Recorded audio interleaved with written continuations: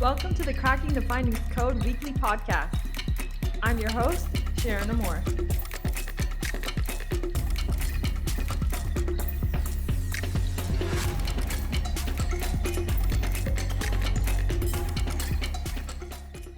Hey everyone, welcome back to Cracking the Findings Code weekly podcast. We know it's been a while. We've missed you guys. Trust me, Yogev and I have been talking about how long it's been since our last episode, and it's a very, very exciting episode. We're happy to open 2024 with a special guest. We have with us today Billy Cina, a marketing partner for Envy. So welcome, Billy. Good morning. How are you doing? Good. I'm good. How about yourself? Yes, glad that 2023 is over and done with, like most of us, and happy to welcome 2024. Likewise, I'm really, really excited for today's episode. This year, we've been wanting to bring some experts in various fields to give you guys some added value, to expand and help you guys utilize various tools in order to, whether it be in marketing, in finance, and sales. So today we're going to be focused on marketing. And I wanted to kick off with asking you about what are the most successful use cases or some positive customer experiences that you've had in terms of either cybersecurity, supply chain risk management, and so on this year? Right.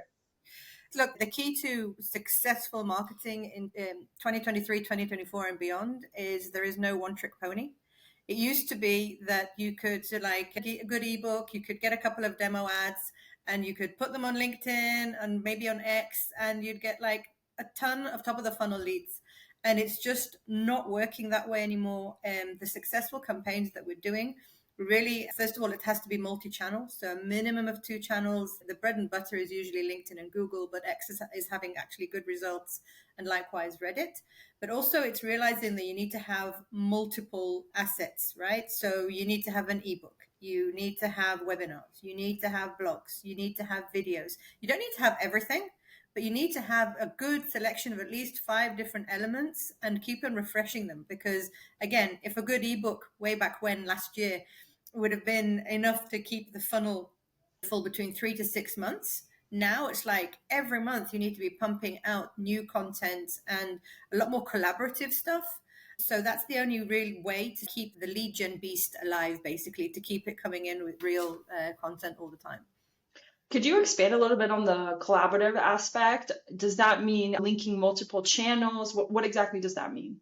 Collaborative means running webinars with other people, other companies in your ecosystem, with thought leaders, working with other companies and collaborating so that you're getting exposed to their audience and they're getting exposed to yours. It means also that when you're producing a blog or a white paper, you're linking it, yes, to other assets that you've already created.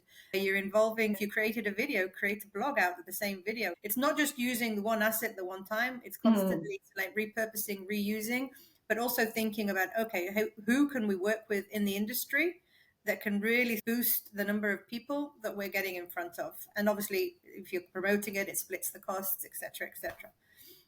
Could you maybe share a use case and experience from 2023, maybe from a client in terms of either specific channels they've used or, as you mentioned, like the collaborative aspect? So here you can see, for example, one very successful campaign that we did with Checkpoint was for their CloudGuard network services. It's a service that's been around for a while, but it needed additional promotion, obviously, to boost sales.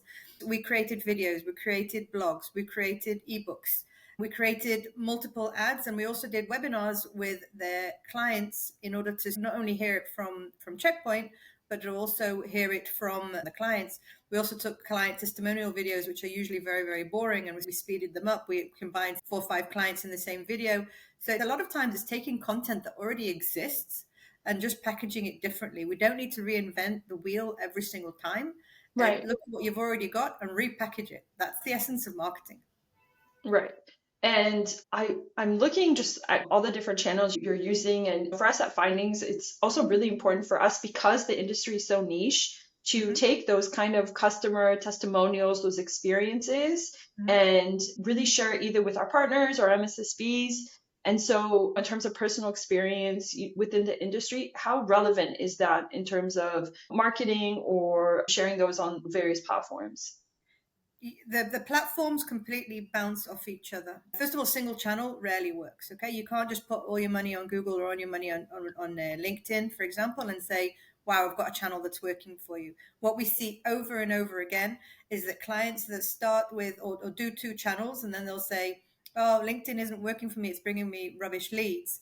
They'll turn off LinkedIn, and then they see the impact on their incoming leads for the inbound direct traffic to their website.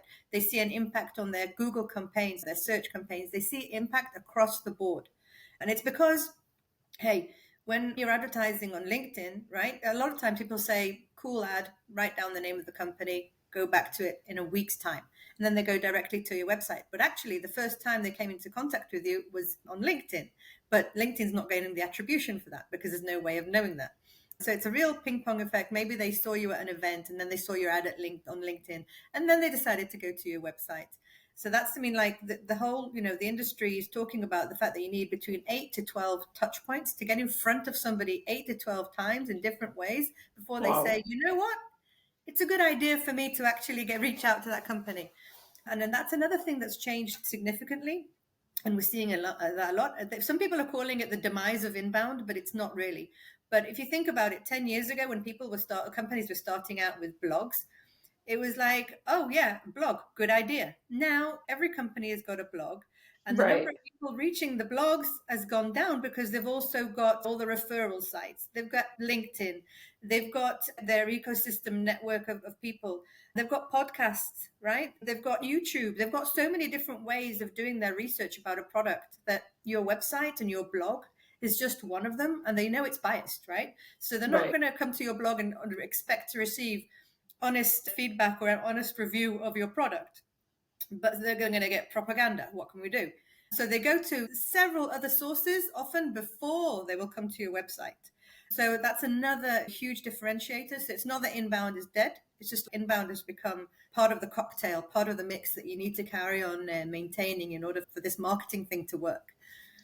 Considering just information consumption and just the amount of platforms that exist, do you think that there's a lot of trial and error when it comes to marketing strategies? Because like you said, for example, you can have success in certain areas and like you said, blogs and just coming to a website is not necessarily, it's needed, but it's not as relevant as other channels. Yeah, I think that every company has to have sort of like try and get to their 70-80% of things that they know work for them, and that will change over time as well. And then they need to have the 20 to 30% of just trying new things. And even I can say, for example, channels like Reddit 2 years ago weren't doing very much for our clients. Right. And now, obviously, Reddit have changed things within their own platform, but different people are entering into Reddit, and we're seeing different results even within 2 years. Some companies swear by X. Some people are like, not touching it with a 10-foot barge pole. No way. And we're seeing mixed results, but it's worth trying because often they'll say, oh, this channel isn't working for me. And then you look at what they presented on the channel. And it's like, well, did you look at the ads or the content that you put on there? So it's not the channel. It's what the heck you put in there. Different. Yeah. The last thing I want to ask you is maybe give me 3 2024 trends in the world of marketing that we're going to see. 3 trends. Okay. So first of all, a trend that's never going to die and it's becoming more and more important is getting your brand and messaging perfected. Just within cybersecurity, you've got depending on how you count it, over 3,000 cybersecurity companies in the world. And standing out and making your product and your company memorable is really, really important. So the companies that are not investing in their messaging, they're not investing in their brand, are just going to be forgotten, right? Cybersecurity companies have these blue screens with different color writing on it, and they all look exactly the same. Those companies are going to find it really, really difficult to actually get remembered. And if you're not remembered, you're not going to sell. So this has always been the case, but it's more and more important as the competition gets more and more aggressive. Number 2 is the whole attribution element. And it's like companies get obsessed with, how do I know that this channel is working? How do I know that this activity is working? And more companies are realizing that because you have what's called the dark social or the dark funnel, the attribution is getting more and more difficult. And it's not showing any signs of getting easier because there are so many different influences. Is basically saying, I have a bucket called marketing, And within that bucket, I have several pockets, and I call one of them digital marketing. I call another one outbound marketing, and I call another one events. But no more than 3 or 4 buckets, and then just don't get obsessed with the attribution within those buckets, because it will drive you insane. You just need to know that these things are working together, and not get obsessed with it. And we're seeing it across the board. We've got dashboards for clients from here to kingdom come. Do they show them precisely where their leads came from? No. Are they learning to cope with it? Yes. There's just no other choice. We have to talk about AI. It's here to stay. It's only getting better. It's helping marketers immensely. It's helping you don't have to rely it completely to writing your content. Otherwise, you're just going to get garbage. But it's doing the 70%. So embrace it. Try and fight it. Again, with our team and our clients, we're trying every 2-3 weeks to try a new tool and see how it can help us. Can it help us? Some of them can, some that can't. But try, because it's here to stay, and it can do really amazing stuff, from the content writing to analyzing to creating images to creating videos to helping. It helps your marketers. So embrace it. It certainly helped, not just in marketing, specifically in findings, was also integrated directly into the platform. But I think AI is something, it's definitely just a trend across all industries. It's nothing you can avoid. Whether you're ready for it or not, it's here to stay, like you said. So we might as well embrace it and try to utilize it to the best of its capabilities. Yeah, exactly.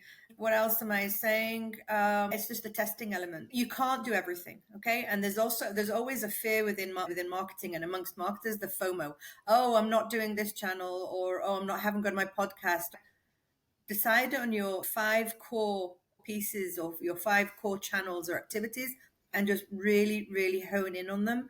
And that's the way forward for any company. You haven't got unlimited budgets, and you haven't got unlimited people to help you out and performing them. So just get your core together.